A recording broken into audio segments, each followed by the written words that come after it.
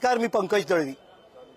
पुढारी न्यूजच्या तिसरं सभागृह या कार्यक्रमामध्ये आम्ही तुमचं स्वागत करतो. सध्या राज्याचं हिवाळी अधिवेशन सुरू आहे. आजचा दुसरा दिवस होता. या हिवाळी अधिवेशनामध्ये नागपूरच्या विधानभवनातनं घडणारी प्रत्येक घडामोड आम्ही तुमच्यापर्यंत घेऊन येतोय. थेट नागपूरच्या विधानभवनातून आमचा एक विशेष कार्यक्रम ज्याचं नाव आहे तिसरं सभागृह.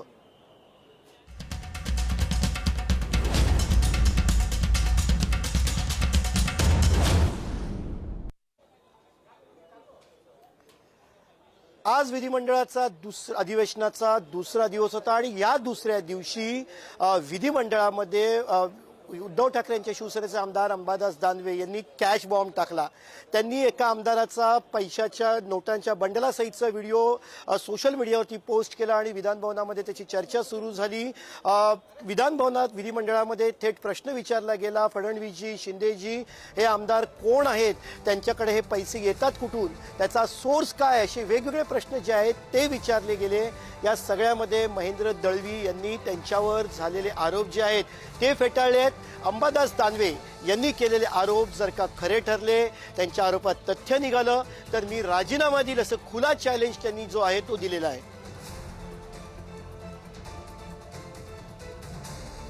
हा नोटांचा ढीग, रास ज्याला म्हणता येईल, आणि हा नोटांची रास संदर्भात हे महोदय कोणाशी बोलतायत आणि ती सगळी रास जमा करणारी व्यक्ती कोण आणि ती कुठली तेही समोर येईल.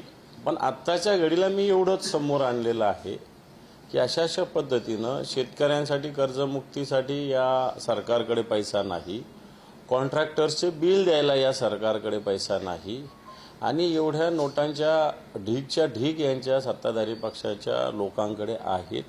मी हे जनतेच्या समोर आणलेले आहे. बघा, असं आहे की अंबादास दानवेंनी नेटची माहिती घेऊन या संदर्भातलं फोटो व्हायरल केलं असं चाललं असतं.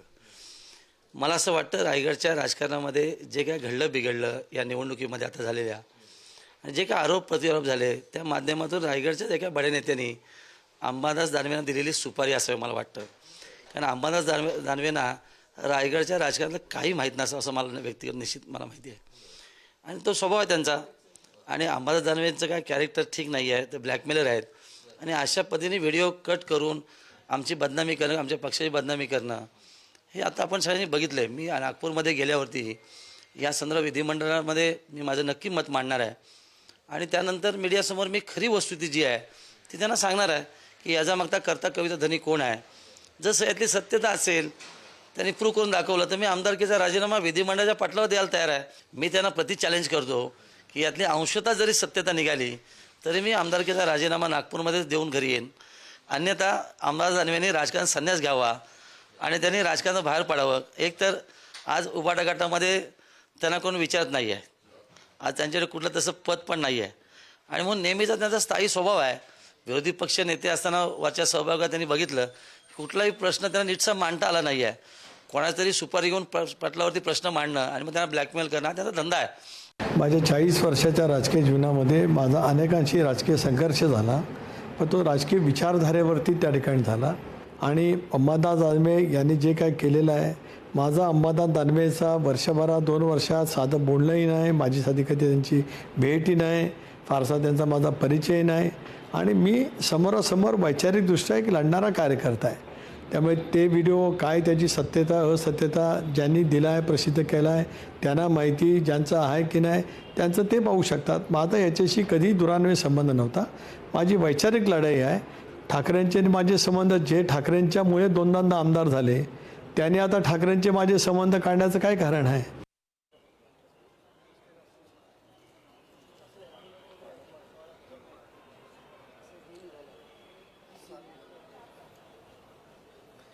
आपण बघितलं कशा पद्धतीनं विधिमंडळात हा मुद्दा गाजतोय. एकमेकांना चॅलेंज दिले गेलं, चॅलेंज स्वीकारलं तर राजीनामा देण्याची तयारी दाखवली. एकनाथ शिंदे यांच्या शिवसेनेचे आमदार, त्यांचे नेते ठामपणे महेंद्र दळवी यांच्या मागे उभे आहेत. पाहूयात आमदार महेंद्र थोरवे त्यांच्याविषयी काय म्हणतात, त्यांची आम्ही प्रतिक्रिया जाणून घेतली.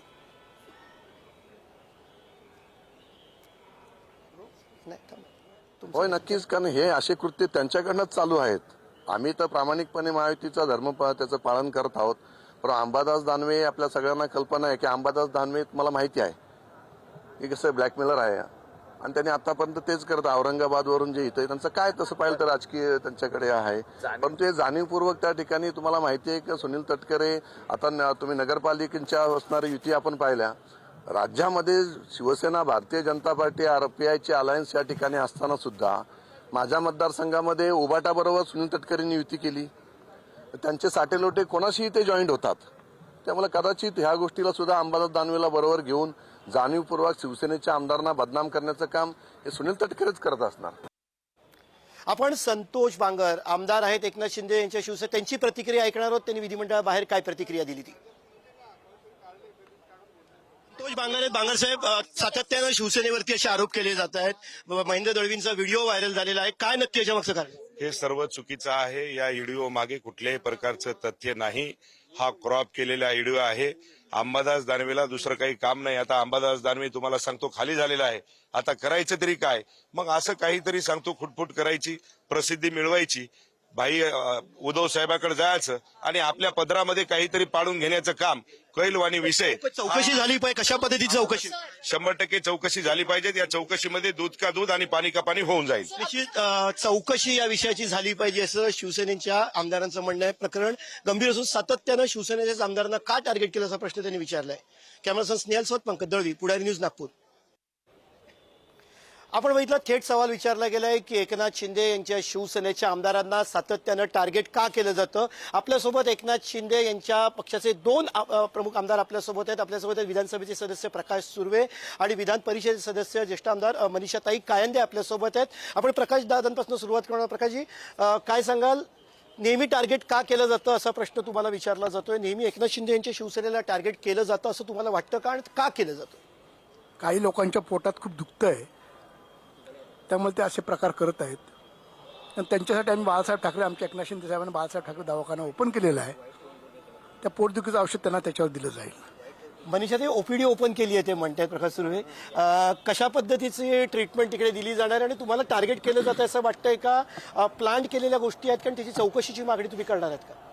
मुळात म्हणजे ज्या अंबादास दानवे यांनी हा व्हिडिओ प्रसारित केला त्यांनी त्याचा सोर्स सांगावा की त्यांच्याकडे कुठून आला ते सांगायला तयार नाहीत. त्याच्यानंतर आमचं असं ठाम म्हणणं आहे की हा कदाचित AI जनरेटेड असू असेलच. आणि दुसरं म्हणजे यांना मुळातच माननीय एकनाथजी शिंदे यांच्याबद्दल इतका आकस आहे, इतका द्वेष आहे आणि त्या द्वेषापोटी सगळ्यांना टार्गेट करायचं. एक सामान्य शेतकऱ्याचा मुलगा हा मुख्यमंत्री झाला, उपमुख्यमंत्री झाला, हे यांना अजूनही पचत नाही आहे. आणि त्यामुळे यांची मळमळ, कळकळ ही जी आहे याच्यावर इलाज करण्याची वेळ आलेली आहे आणि तो इलाज नक्कीच शिंदेसाहेब करतील. ताई, मळमळ म्हणताय, पण कशा पद्धतीनं या सगळ्या घटना घडत आहेत? AI केलं असेल तर काय कारवाई केली पाहिजे? कारण प्रत्येक गोष्टीमध्ये तुमच्यावरतीच चर्चा केली जाते, तुमच्यावरतीच आरोप केले जातात. नेत्यांचं पण चुकतंय का तुमच्या कुठेतरी? बघा, हे सगळं कोण करतंय? उबाटातली लोक करतायत, बरोबर आहे. आता अंबादास दानवे करतायत, पण म्हणजे त्यांनी हा व्हिडिओ प्रसारित केला. तर मुळात म्हणजे कारण ह्या सगळ्यांना वाटतं की आपलं काहीतरी गेलंय आणि त्यांना ते वाटतंय की हे सगळे त्यांना स्वतःसारखे समजतात की काय माहिती नाही, परंतु मुद्दामून काहीतरी अडकवायचं आमच्या आमदारांना आणि लोकांमध्ये म्हणजे मूळ मुद्दा राहिला बाजूला. कारण आता विरोधी पक्षनेते पद मिळत नाहीये, दोन्ही सभागृहाचं होत नाहीये, मग काही ना काही प्रकाश झोतात येण्यासाठी, काहीतरी पायऱ्यांवर बसून काहीतरी गोंधळ घालण्यासाठी, काहीतरी अधिवेशनात असं काय, कारण आता त्यांच्याकडे मुद्दा पण नाहीये. ताई, मी तुम्हाला 2 सेकंद तुम्हाला आणि प्रकाश भाईंना थांबवतोय. मुद्दा नाहीये म्हणतात. आमचा प्रतिनिधी संदीप राजगुळकर आपल्यासोबत आहे. तो वेगळ्या चष्म्यातून त्या सगळ्या गोष्टींकडे बोलतो. संदीपकडनं आपण जाणून घेऊया. संदीप, यांनी सांगितलं पोटदुखी आहे, प्लांट केलं जातं, AI असू शकतं, टार्गेटच का केलं जातं? अंडरकरंट काय होता विधान भवनामध्ये? लोकांच्या, आमदारांच्या भावना तू ऐकत होतास, काय नक्की सुरू आहे या सगळ्या? नाही, एकतर इतकी थंडी असताना देखील राजकीय वातावरण गरम झालं नक्कीच या व्हिडिओमुळे सगळ्या. आणि एकंदरीत एकंदरीतच प्रतिक्रिया पाहिली तर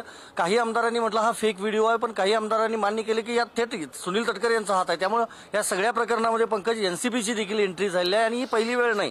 पावसाळी अधिवेशनाच्या वेळेला आपल्याला माहिती आहे की संजय राऊत यांनी संजय शिरसाट यांचा व्हिडिओ समोर आणलेला होता आणि त्यानंतर आता पुन्हा दानवेंनी हा व्हिडिओ आणला. त्यामुळं व्हिडिओचं हे काही प्रकरण नवीन नाही, मात्र मुद्दा हा आहे की एकनाथ शिंदे यांच्याच पक्षातील आमदारांचे व्हिडिओ का समोर येत आहेत आणि ते कोण आणत आहेत. जसं मनीषाताई कायंदेंनी काही वेळापूर्वी म्हटलं की त्याची शहानिशा होईल, ते व्हिडिओ खरे आहेत खोटे आहेत ती पुढची गोष्ट असेल.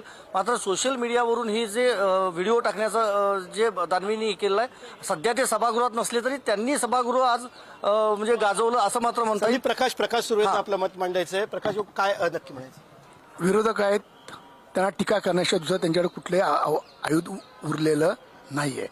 ते विकासाचा एजेंडा घेऊन येऊ शकत नाही. हे सभागृह इथं भरलेलं आहे, ते महाराष्ट्रामध्ये कुठल्या पद्धतीचा विकास झाला पाहिजे, शेतकऱ्यांच्या बाबतीत चर्चा झाली पाहिजे, वेगवेगळ्या विषयावर चर्चा झाली पाहिजे, याच्यासाठी सभागृह आहे. हे करण्यासाठी सभागृह नाही. चर्चा झाली पाहिजे. मनीषा ते दोघांनाही विचारतोय की चर्चा झाली पाहिजे, ही जबाबदारी सत्ताधाऱ्यांची सुद्धा आहे. तुमच्याकडून सुद्धा या बाबतीत काही इनिशिएटिव्ह घेतला गेला का नाही, पुढाकार घेतला गेला का नाही? याच बाबतींमध्ये सगळं सभागृह जे ते फिरतंय याच्यामध्ये चर्चा जी होते. आज या लोकांना सध्या असं आहे की पहिली खासदारकीची निवडणूक झाली, त्याच्यामध्ये सुद्धा आम्हाला कमी खासदार देण्यात आले आणि तरीसुद्धा आमचे 9 खासदार निवडून आले. ही त्यांची झालेली पोटातली मळमळ आहे. दुसरी गोष्ट त्यानंतर आमदारकी झाली. हे सातत्याने आमच्या एकनाथ शिंदे साहेबांना टार्गेट करायचा प्रयत्न करतात. 50 कोके एकदम ओके काय काय नको ते बोलले, पण जनतेने साथ कुणाला दिली? हे आमच्या पक्षाला साथ दिले ना, एकनाथ शिंदे साहेबांना साथ दिले. जो काम करतो त्याला साथ दिले. गल्लोगल्लीत फिरून काम करणाऱ्या नेत्यांच्या पाठी शिवसेना जनता उभी राहिलेली आहे. त्याच्यानंतर आमदारकी आली. आम्हाला फक्त 80 आमदार निवडणुकीला देण्यात आले, वाट्यामध्ये आम्हाला आले आणि 80मध्ये 60 आमदार निवडून काढण्याचं काम एकनाथ शिंदे साहेबांनी केलं आणि महायुतीकडे लाडक्या बहिणीने आम्हाला भरभरून मत दिलं. हे कुठेतरी यांना बघवत नाही हे, आणि यांची पातळी दिवसेंदिवस या जनतेमध्ये खालवत चाललेली आहे. त्यामुळे उद्वेगापोटी निघालेले सर्व वक्तव्य आहेत. त्यांना माहीत आहे एकनाथ शिंदेना जर असं एक रत राहिलो तर एकनाथ शिंदे साहेब कुठेतरी उद्विग्न होऊन काहीतरी बडबडतील, पण ते शक्य होणार नाही. एकनाथ शिंदे शांतताप्रिय माणूस आहेत आणि सर्व जनतेला बरोबर घेऊन जाणारे माणूस आहेत, म्हणून त्यांच्यावर टार्गेट केलं, म्हणून त्यांच्या आमदारांना टार्गेट केलं जातं. माझ्यावर पण खूप त्यांनी आरोप केले, पण काय झालं, मुंबईमध्ये 60,000 मताच्या प्रतिनिधी आम्ही निवडून आलेलो आहोत. ते आरोप करतायत. खरं तर दिवसभरात काय गेलं पुन्हा एकदा तुम्हाला एका छोट्याशा सांगतो की आज सकाळी माजी विरोधी पक्ष ते अंबादास दानवे यांनी एक व्हिडिओ ट्विट केला. त्याच्यामध्ये एकनाथ शिंदे यांच्या शिवसेनेचे आमदार महेंद्र दळवी यांचा पैशाच्या जे काही बंडलं असतात त्याच्यासोबतचा व्हिडिओ त्यांनी पोस्ट केला. त्याच्यानंतर सभागृहामध्ये त्याच्यावरती उलटसुलट प्रतिक्रिया सुरू झाल्या, आरोप प्रत्यारोप सुरू झाले. चौकशी करण्याची मागणी जी आहे ती केली. व्हिडिओ खरा होता का, खोटा होता का? आणि हा कॅश बॉम्ब दिवसभर चर्चेचा विषय बनला. विधिमंडळामध्ये अत्यंत महत्वाचं कामकाज असून सुद्धा, कमी दिवसात कामकाज करायचं असून सुद्धा हा कॅश बॉम्ब चर्चेचा विषय बनला. आपल्यासोबत मनीषाताई काय आहेत? मनीषाताई, एक मिनिट. याच्यामध्ये आमचा हा महेंद्र दळवी हा आमदार 3 टर्मचा आमदार आहे. एक फर्स्ट टर्म सेकंड टर्मचा नाही, 3 टर्म सातत्याने त्याचं मताधिक्य वाढतंय, हे पण तुम्ही लक्षात घ्या. अशा या लोकांना कुठेतरी टार्गेट करून त्याच्या विधानसभेमध्ये आता जी ग्रामपंचायत हे सर्व इलेक्शन्स आहेत तिथे कुठेतरी त्याला धोका निर्माण होतो का, हा करण्याचा यांचा प्रचंड प्रयत्न चालू आहे, पण त्यामध्ये ते यशस्वी होणार नाही. जनता आहे, हे सब जानती आहे, अंदर क्या है बाहर क्या है. म्हणजे जनता हे सब जानती आहे. तुम्ही खरं दोन्ही सभागृहामध्ये हा मुद्दा अजून सक्षमतेने मांडणार आहात का? नाही, आमच्या सभागृहामध्ये वरच्या विधान परिषदेच्या आला तर नक्कीच आम्ही त्याला खोडून काढू. परंतु जसं तुम्ही म्हणालात की आता महेंद्र दळवी तर ते काही विषय सोडणार नाही, ते नक्कीच याचे ते म्हणाले आणि ते स्वतः समोर आले. समोर आले नसते तर गोष्ट वेगळी, परंतु ज्यांनी हा व्हिडिओ रिलीज केलाय त्यांच्यावर जबाबदारी आहे की हा खरा आहे हे सिद्ध करून दाखवणं. हे त्यांनाही मी चॅलेंज देतो. चॅलेंज दिलेलं आहे की हा व्हिडिओ खरा आहे ते सिद्ध करून दाखवा. धन्यवाद ताई, तुम्ही पुढारी न्यूजच्या 3रं सभागृह या कार्यक्रमात सहभागी झालात. त्याच्यानंतर आजच्या दिवसभरामध्ये एक महत्वाचा मुद्दा गाजला. तो मुद्दा म्हणजे विधिमंडळामध्ये एक महत्वाचा मुद्दा गाजला. विरोधी पक्ष नेते कोण असणार हा मुद्दा तिथे गाजला. त्याच्यानंतर एक त्याला वेगळं वळण मिळालं. कालपर्यंत भास्कर जाधव, आदित्य ठाकरे ही चर्चा सुरू होती आणि ही चर्चा सुरू असताना अचानक आज वेगळा दुसरा मुद्दा जो आहे तो गाजला खालच्या सभागृहात म्हणजे विधानसभेमध्ये विजय वडेट्टीवारांचं नाव समोर आलं, विधान परिषदेमध्ये अनिल परबांचं नाव समोर आलं. ही नक्की चाल कोणाची आहे? कारण भास्कर जाधवांचं नाव बाजूला केलं आणि विजय वडेट्टीवारांना केलं तर ते नाराज होणार. ते नाराज झाल्यानंतर तिकडे अडचणी वाढणार. हे नक्की कोण करतंय ही चर्चा विधानभवनात सुरू झाली आणि याचंच उत्तर देणार आहे आपले प्रतिनिधी पद्मेश पवार आपल्यासोबत आहेत. पद्मेश, गेले काही दिवस सातत्याने या घडामोडींवरती लक्ष ठेवून आहे. पद्मेश, नक्की काय होतंय, काय घडामोडी घडतायत, नक्की काय सांगशील?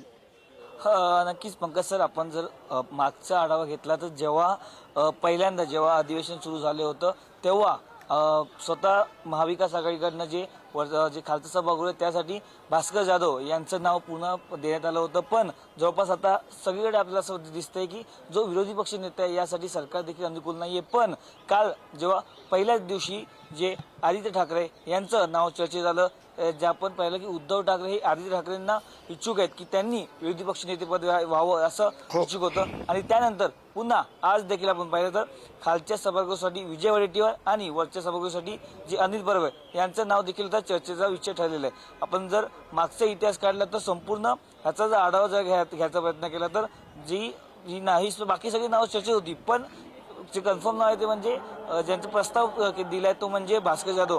लगेच आदित्य ठाकरेंनी जेव्हा त्यांचं नाव चर्चेत आलं तेव्हा त्यांनी हे पण नकार देखील दिला की असं काहीच नाही, आमच्यासाठी भास्कर जाधव हेच आमच्याकडून प्रस्ताव त्यांनी दिलेला आहे. त्यामुळे आपण पाहिलं की पुन्हा एकदा बंड होऊ नये किंवा भास्कर जाधव नाराज होऊ नये यासाठी लगेच ठाकरेंच्या सेनेकडून आदित्य ठाकरे यांनी विधान देखील केलं. आणि त्यानंतर आता बाकीच्यांची नावं देखील आपण पाहू शकतो की शमलेल्या पाहायला मिळते आणि फक्त भास्कर जाधव हेच शिवसेनेकडून. अगदी थोडक्यात उत्तर अपेक्षित आहे की या सगळ्या घडामोडींमध्ये कुठेतरी भास्कर जाधव नाराज होऊन त्याचा फायदा इतर पक्षांना होण्याची शक्यता आहे का, किंवा कुठेतरी पक्षांतर्गत नाराजी वाढू शकते का? अगदी थोडक्यात उत्तर अपेक्षित आहे. नक्कीच आपण जर पाहिलं तर कुठेतरी भास्कर जाधव हे आक्रमक आहेत. त्यांचा जे आपण जर पाहिलं अनेक वर्षांपासून त्यांचा अनुभव आहे. त्यामुळे कुठेतरी आपण जर पाहिलं तर याचा थेट जो सत्ताधारीनं ते अंगावर घेऊ शकतात. त्यामुळे भास्कर जाधव हे पहिली प्रायोरिटी आहेत उद्धव ठाकरेंची. कारण अनेक वर्षांपासून भास्कर जाधव हे शिवसेनेमध्ये पुन्हा एकदा कोणीतरी एकनाथ शिंदे होऊ नये यासाठी उद्धव ठाकरे देखील आपण पाहिलं अनेक वेळा ते बोलत असतात. जेव्हा शिवसेनेचा जेव्हा मुख्यमंत्री व्हायचा होता तेव्हा स्वतः एकनाथ शिंदे देखील इच्छुक होते, पण उद्धव ठाकरे झाले आणि त्यानंतरचा इतिहास नाराजी पद्मेश वाढू शकते कधीच म्हणणे. आपण या विषयावरती चर्चा करणार आहोत आणि आणखीन महत्वाचे मुद्दे जे आहेत ते अधिवेशनात घडले त्याच्यावरती चर्चा करणार आहोत. आपल्यासोबत भाजपचे आमदार विक्रांत पाटील आहेत, त्यांच्याशी आपण चर्चा करणार आहोत. विक्रांत पाटील यांनी आज सिडकोच्या संदर्भातला एक महत्वाचा मुद्दा उचलला, त्यावरती आपण चर्चा करणार आहोत. मात्र त्याआधी ते एका प्रमुख पक्षाचे आमदार आहेत. विक्रांतजी, सध्या जे दोन तुम्ही चर्चा ऐकलीत की कशा पद्धतीनं घडामोडी घडतायत, आरोप प्रत्यारोप सुरू आहेत, विजय वडेट्टीवार आणि अनिल परब यांचं नाव समोर येत आहे, काय नक्की घडतंय सत्ताधारी पक्षाच्या आमदारातून?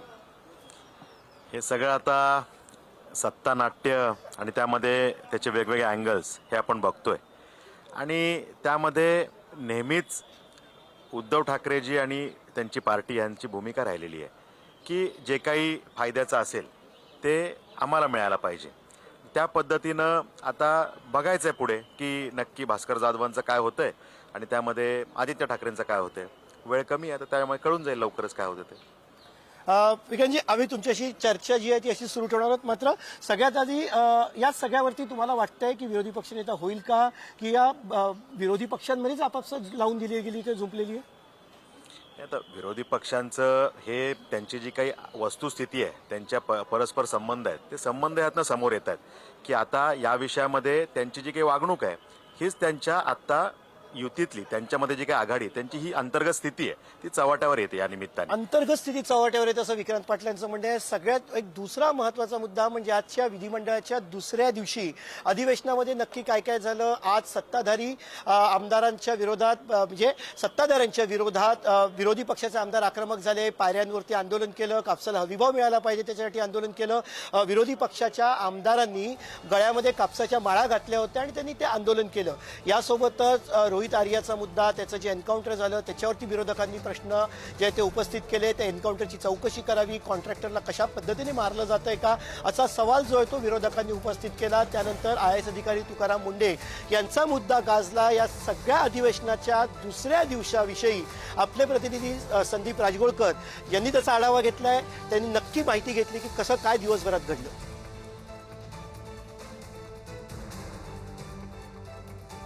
विधान भवनच्या पायऱ्यांवर थेट कापसाची झाडं घेऊन विरोधकांचं आंदोलन सुरू आहे. आपण पाहतोय आदित्य ठाकरे आणि इतर विरोधी पक्षातले सगळे जे आमदार आहेत ते या आंदोलनामध्ये सहभागी झालेले आहेत. गळ्यामध्ये कापसाची माळ घातलेली आहे. त्याचबरोबर कापसाची जी झाडं आहेत ती बोंडांसह घेऊन हे विरोधक आंदोलन करतायत. सोयाबीन कापूस याला हमीभाव मिळावा त्याचबरोबर इतर अर्थमंत्र्यांच्या खिशात पैसाच नसतोय, पॅकेज फडणवीसांचं फसवच असतं अशा आशयाचे जे बोर्ड्स आहेत ते देखील हातामध्ये घेतलेले आहेत सगळ्या विरोधी आमदारांनी आणि घोषणा दिल्या जात आहेत. प्रामुख्याने हेच आहे की आज प्रत्यक्ष कामकाजाला खरं तर सुरुवात होणार आहे दोन्ही सभागृहांचं आणि त्याच वेळेला आपण पाहतोय हे आंदोलन सुरू आहे. विजय वडेट्टीवार, सतेज पाटील, शशिकांत शिंदे असे सगळे आमदार जे आहेत विरोधी पक्षातले ते या आंदोलनामध्ये सहभागी झालेले आहेत आणि प्रामुख्यानं मागणी हीच आहे की कोणत्याही परिस्थितीमध्ये हमीभाव मिळावा हीच मागणी आहे. सचिन हाईर आहे आपल्यासोबत. केंद्र सरकार आणि राज्य सरकारने वारंवार मान्य करून पण देत नाही. कर्जमुक्ती कधी? थेट कापसाची झाडं घेऊनच हो, म्हणजे त्या शेतकऱ्यांचं प्रतिनिधित्व आहे. सोयाबीनला भाव नाही, कापसाला भाव नाहीये, पूर परिस्थिती झाली त्याला मदत नाही. तर एका बाजूला शेतकऱ्यांची कैवारी करणारं हा सरकार, सरकारी आमदार आणि मंत्र्यांकडे पैसे मिळतात पण कष्टकरी कामगारांना आणि शेतकऱ्यांना द्यायला एकही रुपया नाही. म्हणून आम्ही हा आंदोलन करतो. विरोधक आज म्हणजे सभागृहात गोंधळ घालतात की कामकाज चालू देतात की व्यवस्थित सत्ताधारी असतील आणि इतर विरोधी पक्षातले आमदार असतील यांच्या दोन्हीमधला जो संवाद आहे तो घडतो का सभागृहामध्ये हे बघणं महत्वाचं असेल. व्हिडिओ जर्नलिस्ट स्नेहल चव्हाणसह मी संदीप रासगोळकर, पुढारी न्यूज, नागपूर. मुंबईकरांना आणि MMR रिजनमध्ये राहणाऱ्या लोकांना परवडणारी घरं देण्याचं स्वप्न जे आहे ते पूर्ण करतं ती म्हणजे सिडको. या सिडकोच्या घरांच्या किमती कमी करण्यात याव्यात. या सिडकोच्या घरांच्या किमती कमी करून सर्वसामान्य MMR रिजनमध्ये राहणाऱ्या किंवा MMR भागामध्ये राहणाऱ्या लोकांना दिलासा देण्यात यावा. यासाठी भाजपाचे आमदार विक्रांत पाटील यांनी एका वेगळ्या पद्धतीनं आंदोलन केलं. आपल्यासोबत आमदार विक्रांत पाटील स्वतः आहेत, त्यांच्याशी आपण बोलणार आहोत की सिडकोचा हा मुद्दा नक्की काय तुम्ही उपस्थित केलात, या मुद्द्यात नक्की तुमचं म्हणणं काय होतं आणि तुम्ही कुठल्या वेगळ्या अटायरमध्ये आला होता, तुमचं वेगवेगळी पद्धतीने तुम्ही आंदोलन केलं, ते आंदोलन नक्की कसं केलं? गरिबांसाठी सिडकोच्या माध्यमातून घरं उपलब्ध व्हावी यासाठीचा प्रयत्न राज्यातलं सरकार करतंय. म्हणजे देवाभाऊंचं सरकार गरिबांना घरं मिळावी ही भूमिका, पण त्या भूमिकेला गालबोट लावण्याचं काम सिडकोचे अधिकारी त्यांची सुलतानी मानसिकता या माध्यमातून होतंय आणि त्यामुळे माझी भावना मांडण्याचा मी प्रयत्न या निमित्तानं केला आणि त्या निमित्तानं सिडकोनीच ज्या काही कमिटमेंट्स दिल्या, सिडकोनीच जे त्यांचे बोर्ड रिझोल्युशन केले त्याचा सगळा अभ्यास करून एवढी मोठी यादी ही त्या ठिकाणी मी आज आणली, त्याची सगळी कागदपत्रं आणली आणि त्या ठिकाणी विधान भवनला मी थोडासा वेगळा त्याच्या माझ्या भावना नोंदवण्यासाठी वेगळ्या स्वरूपात या विषयाला घेतलं आणि ते सगळे कागदपत्र मी थेट उपमुख्यमंत्री महोदय तथा नगरविकास मंत्री एकनाथ शिंदेजी यांच्याकडे जाऊन सुपूर्द केली. त्यामध्ये सिडकोनी स्वतः म्हटलंय की यामध्ये आम्ही गरिबांची घरं बांधताना त्याच्यामध्ये जमिनीची किंमत कन्सिडर करणार नाही. मुख्यमंत्री महोदयांनी दिलेल्या सूचनाचा उल्लेख बोर्ड रिझोल्युशनमध्ये त्याचा कागद मी दिला, जे सिडकोनीच म्हटलं की जमिनीची किंमत धरणार नाही. ती किंमत आज जर का त्या घरांवरती लोड केली नाही तर सिडकोच्या घरांच्या किमती 50% खाली येतील. विकासजी 50% कमी आल्यामुळे तुम्ही म्हणताय. तुमच्यासोबत आमचे प्रतिनिधी सुशांत सावंत आहेत. सुशांत सावंत यांनी ते तुम्ही ज्या पद्धतीने आंदोलन केलं ते खरं तर सत्ताधारी आमदार आहात, सत्ताधारी पक्षाचे आमदार असताना सुद्धा विधिमंडळात तुम्हाला आंदोलन करावं लागतं. सुशांत, काय सांगशील? विक्रांत पाटील यांनी आंदोलन केलं, आंदोलन कसं होतं? कारण ते स्वतः सांगू शकणार नाही की कसं केलं, काय केलं, तर तुझ्याकडनं अपेक्षित आहे ते केलं कसं आंदोलन केलं आणि सत्ताधारी पक्षाच्या आमदारांना आपल्या मागणीसाठी आंदोलन करावं लागणं याला नक्की नेमकं काय म्हणता येईल? पंकज, आपण जर बघितलं असेल तर विक्रांत पाटील आज हा मुद्दा उपस्थित करतात याचा भाग नाही. विक्रांत पाटील यांनी अनेकदा याबाबत बैठका देखील लागल्या होत्या. आता मी त्यांना एक प्रश्न विचारतो, तुम्ही 5 वेळा बैठकांची मागणी केली होती, बैठका लागल्या नाहीत, काही कारणास्तव पोस्टपोन झाल्या, याला जबाबदार नेमकं कुणाला द्यायचं, नेमकं काय चाललंय? बैठका लागणं आणि त्याच्यामध्ये ह्याच्यावरती मार्ग निघणं हे अपेक्षित होतं, पण त्या ठिकाणी काही विषयामुळे काही प्रायोरिटीजमुळे त्या बैठका लागल्या नाही. पण दुर्दैव हे आहे की सरकारची मानसिकता आहे की या घरांच्या किमती कमी केल्या पाहिजे.